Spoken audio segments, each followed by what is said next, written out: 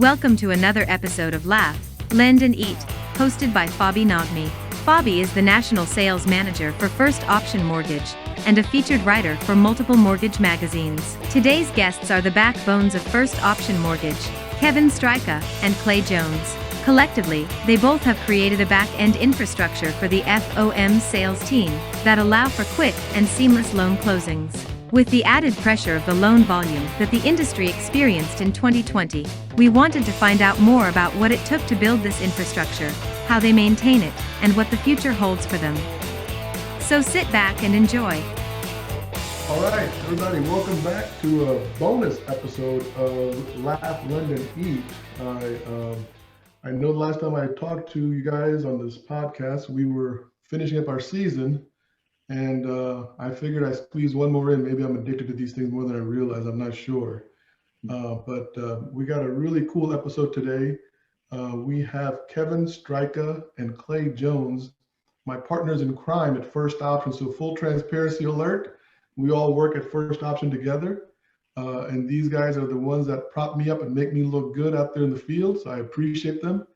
And we're going to be doing some deep dive questions with them and figure out, what goes on inside their minds and how this whole thing is working. So guys, how are y'all doing? Fantastic. Yeah, that's what I love about excited. You guys are so exciting. If I had salespeople out here, they'd be like jumping through the screen with me right now. Personality differences, yeah. Yeah. Ops guys are always a little bit more like low key. Yeah, okay, Fab, move on. What's the question? Let's get to it. So anyway, how's everything going so far? I mean, this has been one of the craziest years I've seen in my 26 years in the mortgage business, as far as ops goes and the demand on you guys. Are you guys having some family time, some quality time, some time away from the office? Yes, no? I feel like I haven't clocked out since February, but you find a way to balance it all. Yeah. Clay, how about you? I mean, you're not even in Atlanta, so you're away from the home office. I mean, is that even more difficult to be away from the home office? Yes and no. I think with the nature of COVID and that's been like, I think it's all kind of been tied together, right? So, we've been working from home or remote a lot more, and that's coincided with this crazy work schedule. So it can be good and bad. It can be bad, like Kevin said, because you never clock out, but it can be good because you're at home, and maybe that makes things a little bit easier sometimes. Kevin, you just had a baby recently, right? I didn't even put that up here. Yeah. She just turned 3 months old. 3 months? It's been 3 months? Yep, 3 months already. My God, I'm glad I didn't guess that. I thought it was going to be like 2 weeks. Goes fast. It was sure fast. Does. How are you getting sleep yet? We've been really blessed. She sleeps through the night, since a very, very early age. The toughest part is, she'll be like fussy at certain times during the day, where she's just inconsolable, just wants to cry. And they always seem to correspond with when my wife and I are on calls. So that's been interesting. I'm sure that gets annoying after a while, right? It's a lot like loan officers. It's the same thing. Oh, here we go. The first blow has been struck, gentlemen. The first blow has been struck. So, she gets me out of a lot of calls. I'll say that. Like, oh, I got to wrap this up. So let's get this. I want to dive into what Clay said. I mean, how is it when the ops team supports a sales team? Is it really like a baby? I mean, are we that bad? Seriously, guys?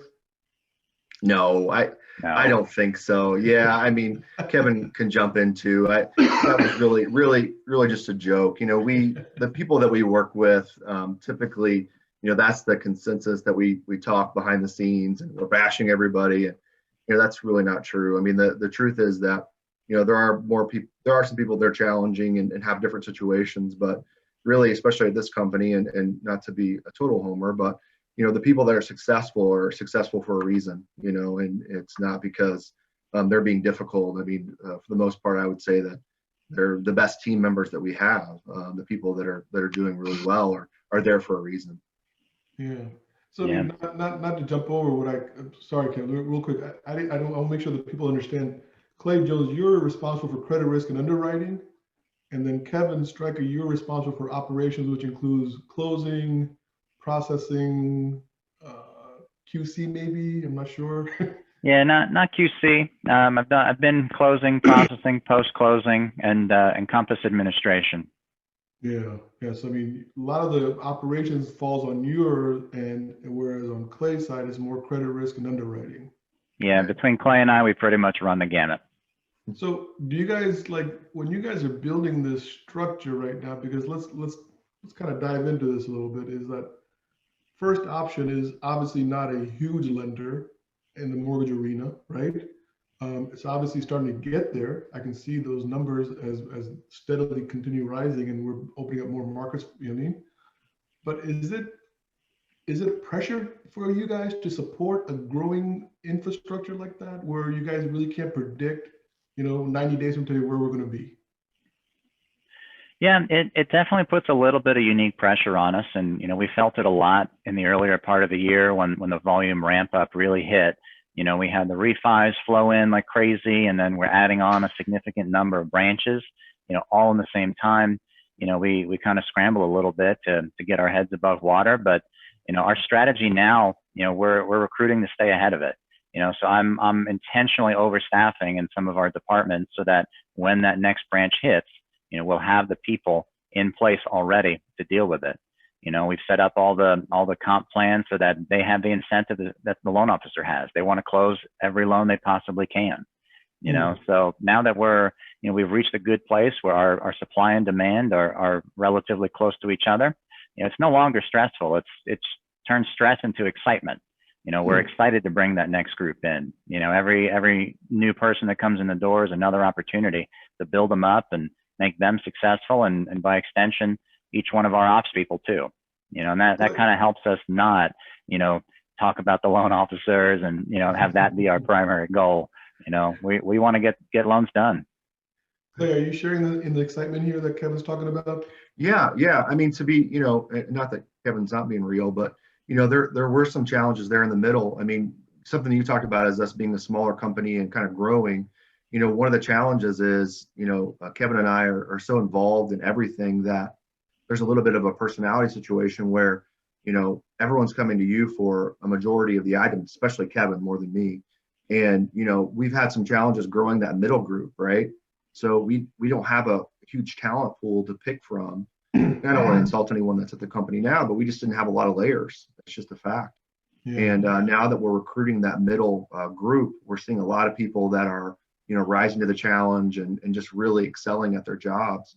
And that's the excitement part, is to see other people that could potentially fill these management roles and these different layers moving forward. I mean, we have people that are just walking in the door that in a year or a year and a half, they could be managers. And we've actually already seen that in some ways. So it's neat when you can recruit people that way and then deliver for them. They have a career that they're walking into and they're growing that quickly. When you're recruiting, Clay, I mean, are you looking for a certain personality? I mean, are you seeing, hey, 12 months down the road, they could be a manager, or are you just looking to fill the need today? A little of both. I mean, everybody's a little different. Some people don't have the designs on being managers. But I typically don't like hiring people that don't want more in some way. I've always said learners are the people that I like to hire, because if you're static, even if you don't want to be a manager, if you're static, you're going to be behind quickly in this business. It just changes so fast, and things, the things that are important today may not be as important tomorrow, and it just moves so quickly that if you don't hire learners, you're going to have a staff that's way behind in a very short amount of time. That's a good point. Very good point. Something I was thinking about when I was getting ready for this show was that all my career I've heard about these SLAs, right? And I've had mixed feelings about them, right? And so just, kind of, for people who don't know what SLAs mean, this means service level agreement. So we have an agreement with an ops partner that says, hey, if you give us this file for underwriting, let's say, I'm going to have it out in X period of time. I don't believe that those SLAs can ever be static, right? Because they seem to be more dynamic, to use your word static, right? Because the fluctuation of files goes up and down. When you guys set those SLAs, are they realistic, or are we setting up anybody for failure? Like if an underwriter can't meet a certain deadline? Kevin? So in my opinion, the SLAs, we're not putting them out there saying, it's a 100% ironclad guarantee. we're putting it out there saying this is our benchmark. So if we say, 24 hours, sometimes you're going to get it done in 12. Sometimes it's going to take, 30, 36, but on average, our SLA, would be a good measure of our performance. And you're absolutely right. You have the end of the month, obviously, everybody's cramming in as much as they can. You're going to see the actual performance, go a little bit higher on turn times, and beginning of the month, they'll be lightning quick, they'll blow the SLA out of the water. So, I think it's important to set it and understand what it actually means. It's not a guarantee that in every situation, this is what's going to happen. It's an indication of central tendency. But it is useful to have that metric to tell people in general, this is what our speeds are. So maybe instead of service level agreement, it should be service level average. Yeah, you wouldn't even have to change the acronym. I may have just coined something new here, guys. Hang on to that one. Yeah, write that down. And with you, Clay, I mean, with underwriters, because look, that's the, you got, as far as a loan officer, and then this is my perception, right? It could be totally different from your all's view, but I have my processor, right? Then I have my underwriter, then I have my closer. And the underwriter seems to be the place where everything either is going to be made or is going to be not made. Right. So, I mean, when we're asking them to underwrite loans in a certain, because, okay, just for the record, just, I was an underwriter for about 1.5 years. And I would never go back to that life. You failed out. Yeah. I went to Underwriters Anonymous for, and I vowed that I would never do it again. There is a program called UA, just in case you don't know. It's for all those recovering underwriters who never want to ever go back. And so, the thing I'm wondering is, like, when we put the pressure on an underwriter to underwrite a file in a certain period of time, is that realistic to do that? Because certain files may not always be that easy.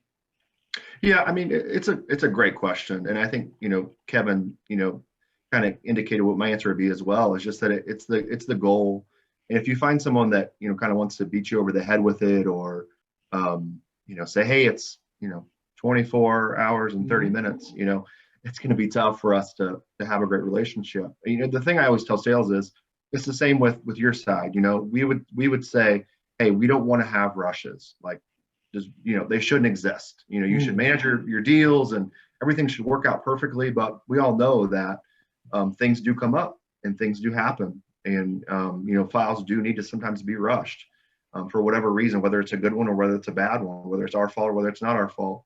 Things happen. So in that relationship of give and take with sales and ops, there's going to be times when the SLAs aren't perfect, and there's going to be times when we have to break rules to help the other side as well.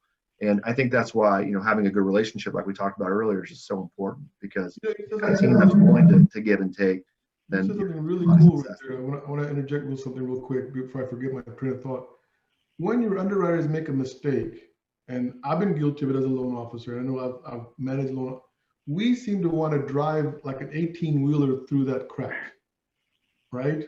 Like, oh my gosh, I can't believe the underwriter did this, right? Forget all the countless mistakes I made on previous files. It seems like we kind of hold underwriters at a higher standard than we hold any other position in this company, or in this industry, I should say. Is that accurate or inaccurate? It's accurate, but I wouldn't shy away from that. On the other hand, fair. I think we should hold underwriters to a higher standard. I've done the job. I'm not just managing this group, and I still take a good amount of files here and there. And I think we should be held to a higher standard. I mean, not even getting into the compensation and different things like that. We should be the leader. And I always tell the ops staff, wherever you're at, this should be your file. This is my file, and I care about it being a certain quality because it's my file. And that should be whether you're an opener, a processor, or whomever. But when it gets to the underwriter, we are indeed the head processor in certain ways, and we take the most responsibility for the file. What about when an underwriter, and Kevin, I'm sorry, Clay and I are having this little conversation, but this is interesting for me because this opens up a whole lot of questions. Sure. When an underwriter says, you know what, I know this loan is good, but I want this also so I can feel good about it. And, we call those the feel-good conditions, right? You've heard about those, or I don't know if you have. That's what the sales guys call them, feel-good conditions. And they're not really needed, but it makes the underwriter feel okay about approving the file and putting their name on it. I mean, how reasonable is a feel-good condition? Is this back to me? Yeah. Oh, okay. You're underwriting. I always tell them when they tell me that, I say, if you don't want me to have feel good conditions, then don't send me files that make me feel so bad. That's my famous line.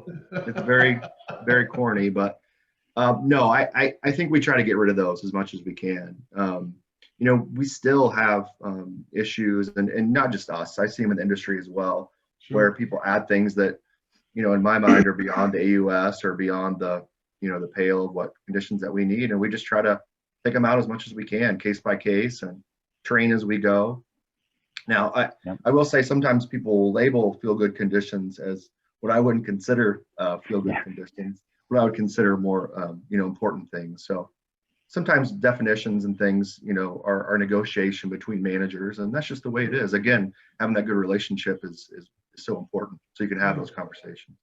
Kevin, how much do ops team members really talk about certain loan officers among themselves? I mean, I know you know, everyone says that they don't, but honestly, I mean, is there a little bit of banter here and there, like, oh my God, you're not gonna believe Fabi sent me another file, or Fabi's on the phone, I don't want to take it, something like that. Does that ever happen? I mean, certain people have certain reputations. You know, if you're chronically underprepared, you know, you might be the butt end of a joke every now and again. But you know, for the most part, we have better things to do than to sit around and gossip about, you know, who's submitting what kind of files or whatnot. You know, for us, you know, we get a file in, you know, we rapidly identify, you know, what's missing, what can we do to fix it. If we can't fix it internally, you know, who do we need to contact? And we move on. You know, we really try to keep this thing moving like a real assembly line, where, you know, if there's a deficiency, we try to rapidly fix it and move on to the next. You know, so we don't sit around and banter about certain LOs. You know, most of the people we come across, you know, they do a pretty great job, and you know, when we identify something that they're missing, they're quick to get it, or they have one of their support team members get it. Now, you talk about the assembly line, and one of the things that I noticed here that's way different than other lenders that I've been working at is that you guys are okay with piecemeal conditions being sent to underwriting, right? And so the assembly line keeps moving. That's what I kind of feel over here. Other lenders are like, no, do not send me your conditions till you have all 8 of them, or whatever the number is, right? 3, or whatever the number of conditions may be. Where did this come from? Because this is like, I mean, I hate to use this word, but it caused a paradigm shift in my mind when I first saw this happening at this company. Whose idea was this? Where did it come up with? So we've been doing that for probably, I don't know, what would you say, about 4 or 5 years, maybe? Yeah. So, I mean, the concept was we simply wanted to give more certainty to the field.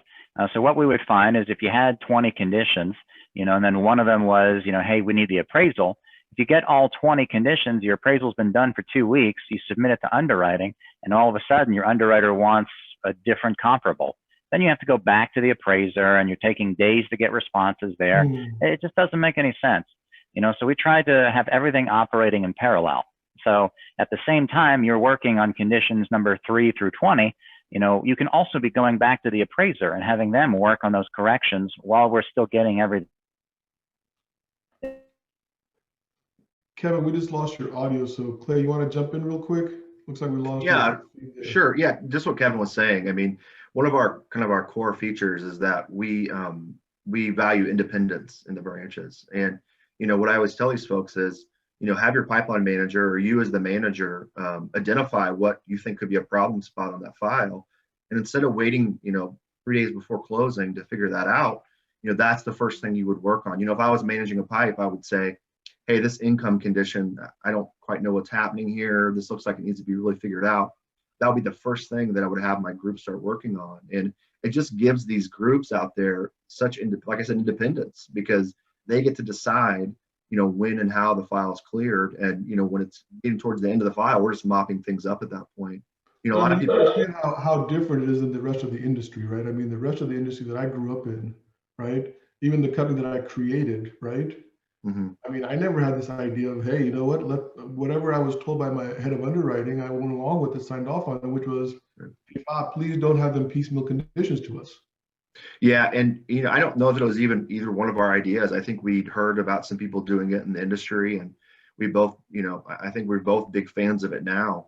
People often ask me, doesn't it kind of gum up the works? And there can be times where the amount of, we call them limited reviews that are coming in can be massive, but on the other hand, they can be quick clears because there's only a few conditions usually per file. So depending on how you work, a lot of the underwriters really prefer it, to be honest. Do you don't think it has anything to do with the amount of volume that we are doing, right? I mean, like if we're doing 100 million a month, give or take right now, right? Does that become harder and harder to do at 200 million a month, 300 million a month? I mean, at what point does this say, oh my God, this really isn't what we thought it was going to be?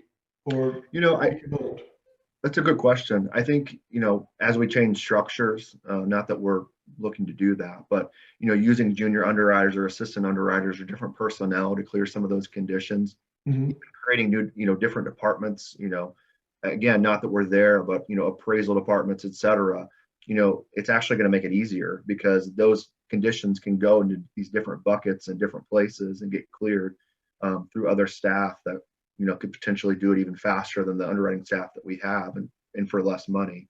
So I think it just changes the way that we hire to a certain extent as we get bigger. But no, I think it's something that's manageable going forward. I've actually heard of 2 large lenders who have now taken that process into play. Pretty large lenders. One of them is a friend of mine. She's a head underwriter over there. She was talking about this, and I was like, "Oh my God, we're doing this at First Option now, or we have been doing it First Option." And they're just slowly moving it because obviously they're doing about $1 billion a month, and so they have to kind of slowly walk into that moment. But it seems like maybe it could be something that more and more companies take on in this industry, more and more like less like it's okay to piecemeal the conditions to us. And I mean, and I'll let Kevin chime in here, but is it easier to do one set of conditions that are 10 different conditions, or is it easier to do 2 conditions at a time over 3 days? You're in and out of the file, so concentration wise it can be a challenge, but as far as ease of time, to me sometimes it can be even faster to split it up that way. Kevin, are you back? Is your audio working? Nope. Kev, your audio is still off. Is there another audio that you might have? Not sure what's going on. Yeah, I'm not sure, brother. It's okay. See if you chime in. Yeah, see if you can't get a different microphone. Okay. So Clay, when you're looking at this piecemeal condition process, I mean, and you said something about the junior underwriters. At what point do you put the junior underwriters saying, okay, look, and I don't know what conditions there would be, right? But which conditions are you thinking that a junior underwriter could boom, boom, boom, boom, clear up for something? Because look, I would imagine as an automated underwriter, that's easy, right? But when you get into manual underwriting, junior underwriting would be more difficult. Yeah, there's some limits to it. There's some the entity limits as far as government loans go. There's some things that cannot be cleared by a junior. There's also some income and appraisal stuff that we would not necessarily hand to them. But a lot of times it's just organizing the data in the file, right? So it's saying, hey, these are the things that we have. Here's the things that the quote unquote senior underwriter would need to review. And you'd be surprised how much just organizing some of that for the senior underwriter can really help. Wow. Kevin, I see you got a new mic. Yeah, thought I'm ready to So, play. There we go. Look at you, man. That's like serious DJ stuff there, brother. So I don't know if you're back in bearing or not, but do you want to chime in on this junior underwriting and piecemeal stuff? Yeah, so I mean, my big point is it really just depends on what the culture of the company is. A more sales oriented culture will prioritize things that make it easier for the loan officers and branches and borrowers to get cleared quickly and efficiently. As opposed to more operations focused cultures will insist on having everything ready so that when the file's in underwriting, they only have to spend so much of their time looking at it. So I think as more companies make the shift from an ops-centric culture to one that emphasizes sales more, they'll make that shift from demanding everything to being okay with a moderate amount of piecemealing. And then the other big thing that we do as well is we measure. how many times are these loans coming back to us? So we have the data there. If people do end up abusing it, we can quickly, call that out and, examine different strategies for how we can help the branch help themselves to get their files across the finish line quicker. So you're not really worried about how many touches an ops person makes on a file. I mean, and I don't know what the number that you have in your head, the metrics that you're talking about, right? But I mean, a lot of companies I came from, 1 to 2 touches, anything beyond 2 touch was too much. Well, you got to remember, we're not spending, an hour inside the file each time. Right. When you get it back for a limited review, if it's just, say, the appraisal or a written VOE, you can review one of those in 10, 20 minutes and be done with it. So you'd rather do that than get everything ready at once and then have to send it back. Because if you do that, right before it's supposed to close, the next thing you have is a gigantic rush file where everybody's trying to ratchet up the pressure and clobbering you with turn times and this and that. So it's honestly easier, just to let them get the major items in, clear them, give them the certainty they need, and let them mop up, the missed signatures or initials on disclosures and the minor items like that. Yeah. How do you, I mean, use the word sales culture or sales centric culture versus an ops centric culture? What defines that? I mean, that's a good way to look at it. It's a great perception. You know what I mean? Like, what is a sales centric culture versus an ops centric culture? So one of the big things that we do is we encourage our operations people to close as many loans as possible. To a large extent, their compensation depends on it. So the more that we're able to push through the system and underwriting and closing, even through post closing too, the more money we're all taking home, the more success that we're all meeting financially, and the more fulfilled that we feel. So by aligning those incentives between ops and sales, we all have the same goal. We all want to get the loans closed because that's what's going to be best for us personally and us as the company, let alone our borrowers and other partners as well. So it really puts all the pieces lining up in the same direction. And that, to me, defines a sales-oriented company. It doesn't mean that we're always saying yes to everything a salesperson ever wants to do, but we're we're at least all fighting for the same goal. Yeah. So when we talk about cultures, I mean, and I hear the word, our company's like a family, and I've heard it every company, right? And I guess every company wants to pretend to be a family, which some people may not have a good family, so it may not be a good thing to promote, right? If you don't come from a good family or whatever, and you got family issues, or especially nowadays with the holiday season, everyone kind of figures out whose family members are really good and who's not, right? So sometimes having a family culture is a good thing and sometimes it's not. But let's assume that we do have a good family and we're talking like a couple. Is it really possible to have a family-like company culture in especially a year like 2020, where the volume is so high and everyone's so stressed out? I mean, is it more of a family? Is it an industry? Is it a factory line? What is it? I mean, I think the analogy fits in some ways and doesn't fit in others. The fact that people can get hired and leave, as much as they want, really makes it unlike a family. You don't typically add and delete members of your family on the fly, like an employer does with their employees. You gotta go to my family. You'll figure that one out quick. But I think to the extent that families are always looking to take care of each other and they're invested in each other's success, and they get involved not just in the in the work attributes, but on a personal level as well. I think that we really have converged on something that really is, that feels like a family in that regard.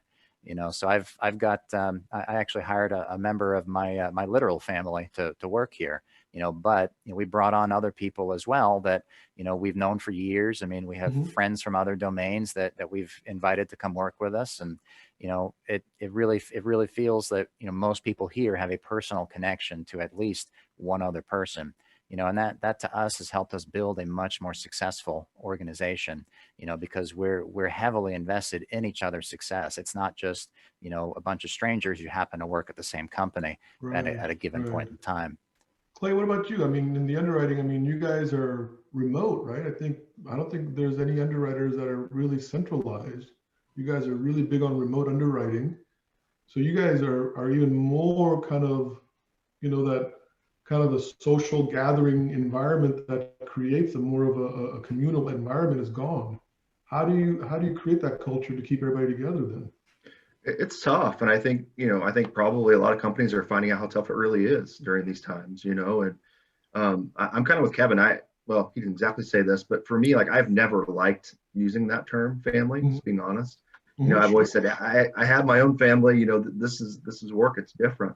But Right. I think Kevin hit on a couple things that I think are important, and one of them is how you treat people. And Kevin and I worked together a long time, and we both are not, um, we're both not angry or yellers or anything like that. And I think we treat people, even people that maybe aren't performing as well as we'd like, with respect and not necessarily as family, but I think we treat people as you would want to be treated. And in that way, I think it is a family. The other thing I was thinking about, when you said that, is these Zoom calls, when you don't see someone for a long time, and then I see them on the call, it makes me smile and I want to wave at the people and see them. So, I hate the term family, but in some ways I get it, because when I see the people, it definitely makes me happy to see them. And, underwriting, we've recently went to where we're doing more Zoom calls just to see people's faces. And it seems so small, but I think all in this COVID time, we're all kind of realizing, how that personal connection, how we've missed it. Yeah. I mean, this is the weirdest year for me because I'm opening up branches of people that I've never met before other than a Zoom call. Right. And, when I first started becoming like a whatever this, the title is, marketing guy, whatever, or what the heck is my title? Sales manager. Sometimes What I do you forget, do? right? Who am Yeah, I? whatever I do out there, right? It was like you were guaranteed to be on a plane, 60% of the month, 70% of the month, sleeping in hotel rooms, going, eating out, all the rigmarole. And that was the only way you were ever going to bring a group on or a new branch on in a new market and now all of a sudden we're opening up markets, we're opening up branches, we're getting people interested in us. And it's either through telephone calls or Zoom calls. So with that, I mean, how do we see technology moving forward? I mean, do we go back to where we were in 2019, or do we use this as a new foundation to move forward? I think some things will go back to how they were. I think you will see people doing a lot more, in-person travel. When you have, if two people are trying to recruit you and one of them bothers to show up at your door and the other finds you on Zoom, that's going to be a tough sell to do everything remotely. But I think in some ways, the collaboration items have changed permanently. I don't think we're going to go back to the point where we were just collaborating mainly through email. I think we're going to use platforms like Teams, platforms like Zoom, and video conferencing to really do things in a much more personal way moving forward. I also think the flexibility with a lot of working from home is probably going to be here to stay. So I don't see Clay telling his team, hey guys, we're going to all start showing up to the corporate office. Once we have a vaccine in place, if what we have is working for us, we wouldn't necessarily want to change it if it's providing, even a slight benefit, to our customers or our staff. Do you see technology playing a bigger role in ops? I mean, the fear has been, for years, right? AI is going to take over and be the new loan officer, right? Fintech and this and Rocket Mortgage. And there was a NOLO, by the way, out of California for a while called the No Loan Officer Loan, right? And it was all technology based, but never ever took off. But all of a sudden, I'm seeing AI being implemented more in ops roles, and it seems like it's more efficient, and it seems like it's able to kind of like have more of a reasonable requirement that gets met in an ops position. Is that something you guys are seeing for the future today? I mean, Kevin? I sure hope so. I mean, when you think back to, what did we do before we had AUS? So everything was manual, everything was a decision that you had to make based on expert knowledge of guidelines, and AUS changed a lot of that, but it didn't eliminate, every other job. It's nothing to really be afraid of. You have to understand what the technology does, what it doesn't do, and then make sure that you can focus your human assets on the things that humans are really good at and technology's not yet mastered. So I think you are going to see, some of the grunt work disappear. So instead of having human beings, sorting documents and uploading them to the right places and moving them around, it's very possible that you might have like an OCR type of technology be able to put the pay stubs in the pay stubs bucket, put the tax returns where they go, so you won't have those jobs, on a permanent basis. But, I don't think you're going to see it, I don't think you're going to see the industry go the way of like, the stockbrokers anytime soon. Like we're still going to have human underwriters, human processors, because at the end of the day, like these are huge decisions for our borrowers, especially first-time home buyers. Do you want to trust it to somebody with a fancy Super Bowl commercial, or do you want to trust it to the people where, when you call them, you're going to get a human on the phone who's capable of answering your questions? When the stakes are so high, service really matters. Yeah. Clay, Kevin brought up AUS. I mean, and sometimes it's interesting when you said that, Kevin, it really didn't dawn on me, but I mean, really that is an automated underwriter. So, I mean, we call it AUS or DU or LP and we kind of move on, right? But I mean, you're already dealing with that in your department, Clay, with the AUS. And how is that? I mean, obviously we've been doing it for 20 years now, 20, Right. I can't remember, right? I think it's 96 when it first came out. 90s, right? Right. So, I mean, I remember, by the way, just FYI, we were a company that had it. It was a DOS-based system then. I'll never, our underwriter was sitting at their screen. It was all black with a little blinking green dot underneath it. Yeah. Yep. I don't know what any of that is. It's too old for me. So Thanks, Clay. Appreciate that. I'm going to get you a hard question here to answer quick. No, I think Kevin said it accurately. I mean, I wouldn't sit here and get recorded saying that technology is not going to change things, or that will always be the same way we are, because we all know that's not true. It's going to continue to change. I think, like Kevin identified, there's going to be things that sharpen and make us more productive, the people that we have.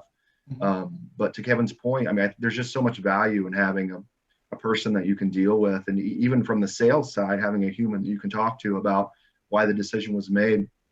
And also, I think just serving people that don't fit into certain buckets is always going to be a service that we are going to want to provide, and something that we've done so far as at our company. It's one of our things that I think we do culturally is really help a lot of people that aren't being served by other lenders. So to me, that niche and that type of thing is always going to be needed as far as a human to make the decision, is instead of putting it into a bucket that they may not fit into.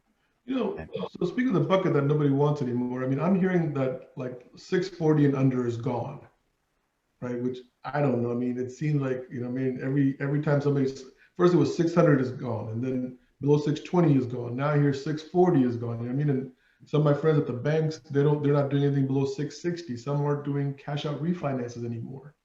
All these different variations of overlays, right? Is that sub 640 in the government section of these, is that gone, or is it still here? That's a big conversation. I think it's more about the market than it is about decision makers, like in underwriting. And, I think it's, because a lot of times we'll have people that'll ask, hey, what's your lowest score? And, a lot of times we'll say, it's just whatever the market's willing to accept, because like it or not, we're a part of that market. And, selling loans and things like that, or delivering loans, there has to be a market for them. And unfortunately, whether it's COVID, whether it's fear of COVID, uncertainty, it's hard to say, but the market's just not as good as it once was. And a lot of times, credit repair itself is a controversial issue, but I would say educating the borrower about, how their credit can improve in several months down the road, maybe sometimes is a better use of our time than trying to fit them into a market that's, not as there as much as it used to be. Do you think, like with the vaccine, I mean, that the sub 640 market gets a little bit of juice back into it? I mean, you don't have to answer that. It's just no. I mean, and anything that's going to make, the large financial institutions have a higher tolerance for risk is going to be good for that class of borrower. Sure. If it's a vaccine, if it's, some political event, if it's, Congress getting together and getting stuff done, anything that can make them feel better about taking more risk on, would diving deeper into lower credit tranches, et cetera, is really going to help that segment of the market recover. But so this is more of a global issue than it is really an industry issue, from what you guys are telling me. I mean, this is the things you guys are kind of throwing at me is like, I mean, these are things that are out of our control in the mortgage business. Yeah, I think to a large extent, it really is. It's out of the control of any specific company or even trade groups. We can't all just get together and say, you know what, Wall Street, we think we're going to do this anyway, because whose money are you going to use? I mean, right. I got $10. Yeah. We'll start a GoFundMe. Sorry, go ahead. No, I was just going to say, that I really felt, to me, when the pandemic kind of first started in spring there, I really felt the ghost of 08, and I don't want to say that the pandemic wasn't serious, because it's very serious even today. Sure. But I did see that the reactions to it were very, again, I don't want to say premature, because it's been very serious, but I think the reactions to this crisis were all fueled by 08, and there's just still fear of uncertainty. And I like you said, I think it's a global thing. Like Kevin said, we have to wait till so that money comes back in. I think the biggest thing that people are missing, though, I think between, as a person who went through the misery of 08, like really in the front line, I felt like, right, I felt like I was a grunt, because I was a owner of a small mortgage shop that did about 250, 300 million a year. So I really took it on the chin. And, but the biggest difference that I'm seeing right now is that people have equity in their homes. Right. In 08, people did not have equity, right? So, I mean, it's easy to walk away from a house when I've already taken the cash out, because I bought the house in 06, did a cash out in 07, and then in 08, I'm upside down. So I'm like, yeah, take the house, right?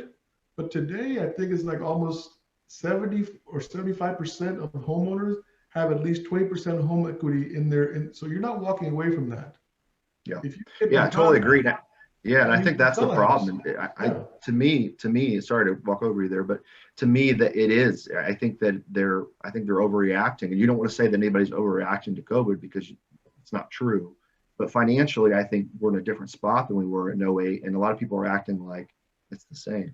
Right. No, I mean, that's a much broader topic that, quite honestly, I mean, Barry Habib was just talking about this, not only on this show, but last night with Christine Beckwith's webinar.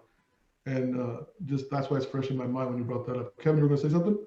I was going to say, I think forbearance in particular spooked a lot of people. Right when Congress allowed everyone to start forbearing their mortgages without laying out specific rules for how all the lenders are supposed to treat that, it really spooked a lot of people. There were a lot of fears, that everybody's going to start forbearing, just because they have the ability. I don't think a lot of that actually came to fruition. I think people that needed it used it. You may have had some small slice that did it just to pause payments out of convenience, but I don't think the fear of that was truly justified. Well, there were a few realtors some bad actors, like always, that were going out selling houses and telling people, look, once you buy the house, you can go claim forbearance. So that was happening, and just like anything else, I mean, people are going to try to profit off of some stuff, but like you said, Kevin, it wasn't widespread. And at the end of the day, I think, quite honestly, I mean, forbearance rates have been going down month over month. So I don't think it's as bad as the financial markets had thought. Yeah. I mean, the markets hate uncertainty, and the way that forbearance was rolled out, it was uncertainty was pretty much a feature, not a bug. Right. Yeah. So the reaction, I understand, from Wall Street, they don't want anything to do with that until they start seeing some of the data come in showing, how many people are going to actually utilize this option, because there's really very few historical events they can even use to benchmark that. How do you predict how many people are going to forbear? Yeah. So going back to our first question, I mean, if we all kind of thought about it, that the, vaccine and whatever the events that could happen in the next 6 to 9 months, it's likely that financial markets start getting more comfortable with the sub 640, but have to kind of sit and wait and see how the financial markets react. Yeah. There's a lot else that can happen. I mean, world events, anything political, all that can influence it as well. Way to be positive, Kevin. Thanks. Yeah. It's tough to be positive. I remember the first time I realized that I was in an industry that actually did really well with bad news. That the bond market does great when there's bad news out there, but suffers when there's good news.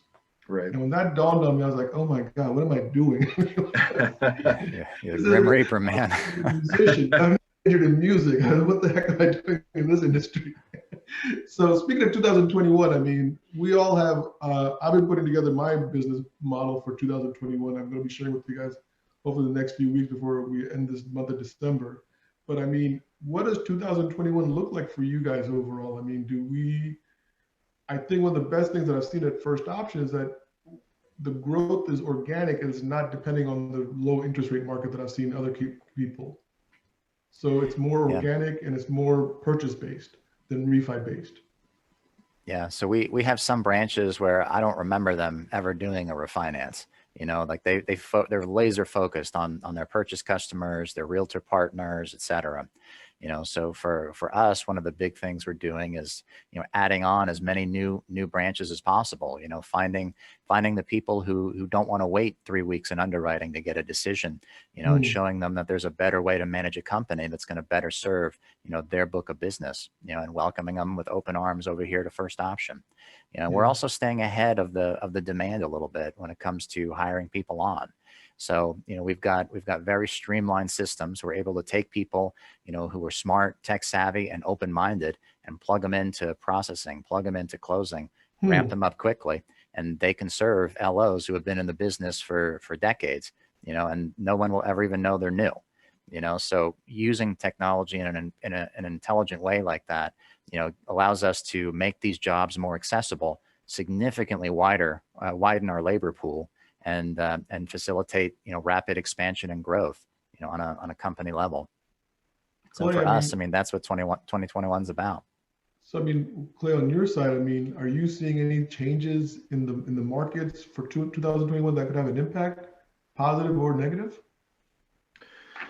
Not from my side. I mean, I think, you know, again, to get a little on the outside of what I'm really looking at, as long as those values stay where they're at, I mean, I think we're going to be in good shape. I mean, you know, as far as what I'm seeing come in the door, like the forbearance stuff's been a challenge. Some of the COVID rules have been a challenge for the whole industry, especially for self-employed borrowers. There was a report that came out that, you know, some of the self-employed borrowers had a much higher forbearance rate than some of the other folks. So I think continuing to watch that market, it will be the challenge for my group. There's a lot that, you know, Fannie, Freddie, FHA, they're asking us to do as far as assessing these self-employed borrowers. So I would foresee continued changes in the way that we're calculating those incomes in 2021. So for me, I think that would be our biggest challenge. But as far as the hiring and things like that, we've been very successful.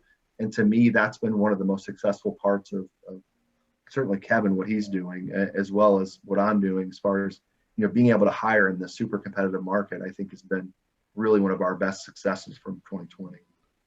Did you find it a challenge with all the crazy like salaries and bonuses that were being paid out to ops people, guys? I mean, I was hearing some crazy ass numbers that, I mean, I was like, maybe I should go back and get my DE revalidated or whatever. Yeah, there was some crazy numbers out there. I mean, you know, you don't want to sell anybody short, but I do think, you know, the wise people that were experienced people saw that some people were just, you know, buying, you know, people up. And I don't want to say that anything will happen or that they'll, you know, let people go, but sure. The reality is that we all know those shops and kind of, you know, that cycle of mass hiring and mass firing. So we obviously never want to be like that, just morally. So we've been very careful with the people that we brought in. Yeah, there's always been like this flux of hire a bunch of ops people, then you let the ops people go, then you hire a bunch of ops people. Doesn't seem like there's ever been this kind of like this gradual, you know what I mean? Like almost like a lasagna wave, right? Where it just kind of like it's there, it's just, and it goes along softly. So is there, go ahead, Gareth, I'm sorry. For my departments, I mean, what we're doing is, you know, we're not paying out, you know, crazy base salaries or crazy high hourly rates. You know, we're selling people on, you know, the more loans that we close here, the more money you're going to take home. So we're finding people who are comfortable with, their incomes being really high in some seasons and tapering out in others. And I have that conversation, within the first week, sometimes even in the interview, like you need to have a savings account because what you see in the middle of June is not going to be what you see in the middle of December. So we're finding people who, are underutilized at their current companies in completely different industries, usually customer service, importing that attitude in here, giving them a decent raise, and then putting them on a success plan, so that they're incentivized to have the same goal as everybody else. And so because we're doing that, if business pulls back, let's say in Q4, we're not bleeding terribly. We're able to hold people on, for 120, 180 days if we need to, and it's not a huge financial burden. And then on the other side of that, we're able to keep those people who have, at this point, lots of experience in our company. They don't need much more training up. They're able to serve us when business pops back up, and kind of like that family mentality. We don't want to kick people out of our family. We don't want to be letting people go and trying to find replacements and scrambling there, because it's a huge investment of our time, and emotionally it sucks, having to pick and choose, who's going to go, who's going to stay. I don't envy doing that at all. So I'd much rather have everybody in a sustainable plan where we're able to ride out the bad times together, and we all survive to see the good times. Wow, man, it's good stuff, man. You know what? And on that note, I mean, I think we're at the end of our time here. I mean, this was I like that. That's a great way to end it, because once again, we circle back to the culture of the company, which is that it's about growing it the right way, not just growing it for the sake of growth. And I think that's important to recognize that, because quite honestly, I mean, look, yes, I'm here, but at the end of the day, there's a reason I'm here. And so it's just not, just picking companies. Like, there's a reason that we're all here together. I want to thank you guys for taking the time to be here. This was a great episode for me. I'm glad I decided to do a bonus here in the month of December. Like, can you believe it's December already? I mean, you don't go outside, so I didn't feel like it could be June outside for all I know, right? Yeah. Anyway, guys, thank you for your time. I will be talking to you all later. And once again, please subscribe to the station, the channel on YouTube. I would appreciate all the subscriptions we can get. So with that, see you all later. Take care, guys. All right. We hope you enjoyed this episode of Laugh, Lend and Eat, the podcast. Once again, thank you to our sponsors, First Option Mortgage and One Good One Staffing Services. We have enjoyed all the comments we have been receiving. Please keep them coming. To be notified of any updates, please be sure to subscribe to Laugh, Lend and Eat on the listening platform of your choice. Thank you for listening and have a great day.